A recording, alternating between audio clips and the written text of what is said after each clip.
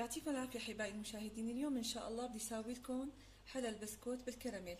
هلا عندي المقادير: علبتين من البسكوت السادة، وعندنا 3 معالق كبيرة من الكاكاو، 3 معالق كبيرة من جوز الهند، وعلبة من القشطة. هلا طبعا أول شيء أنا بدي أطحن البسكوت. طبعا إذا ما عندكم محضرة فيكم تطحنوها كيس نايلون بالشوبك. هلا بسم الله نبلش بالطريقة. هلا هون بنضيف البسكوت، بسم الله،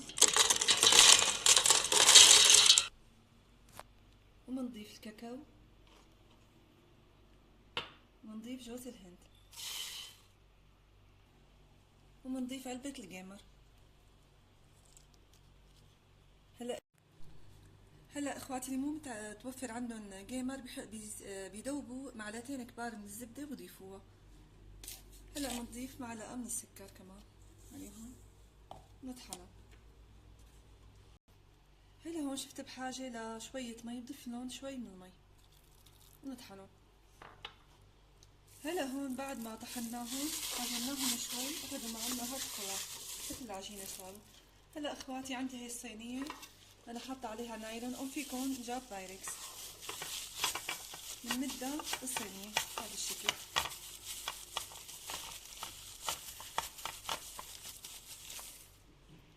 هلا هون اخواتي مثل ما شايفين مديناها بشكل متساوي. هلا بننتقل لنساوي الكراميل. هلا هون بنضيف كاسة كبيرة من السكر. هلا بنستنى بنكمل اخواتي ليصير لونه لون ذهبي. هلا هون مثل ما شايفين اخذوا عنا هذا اللون الذهبي الغامق. هلا بنحضر كاسة مي دافية، بنضيف عليها معلقة كبيرة من حليب البودرة، معلقة كبيرة من النشا. هلا بنحركهم منيح، بنضيفهم على الكراميل.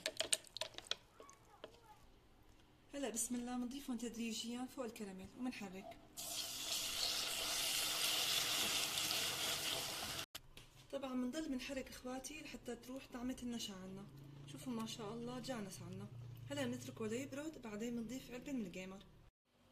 هلا هون بعد ما برد عنا التوفي بنحط الجيمر، نحط علبة من الجيمر.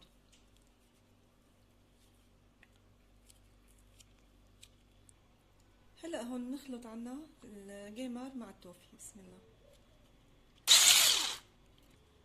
هلا هون اخواتي انا خفقتهم تقريبا 5 دقايق. طبعا حطيت قطعة من النايلون وحطيت المضرب وخفقتهم، لانه اخواتي يعني بيطفش كتير مشان ما انه يوسخ لكم المجلة.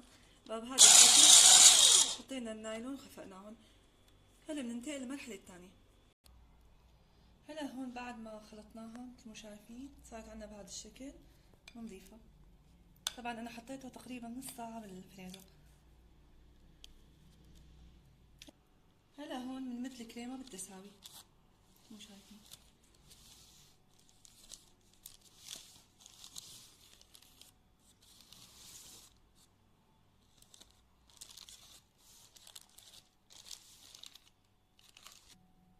هلا هون بعد ما بديناها مثل ما شايفين، هلا بنحطها بالفريزر تقريبا نص ساعة، بعدين بنزينها وبنقطعها.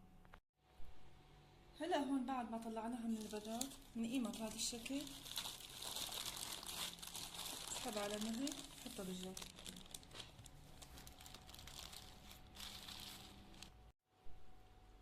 هلا هون بسم الله نبلش تقطيع فيها.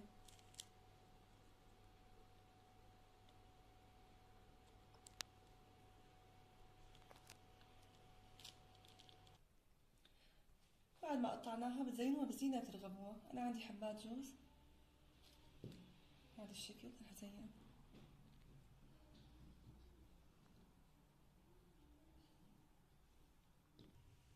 ونضيف كمان جوز الهند.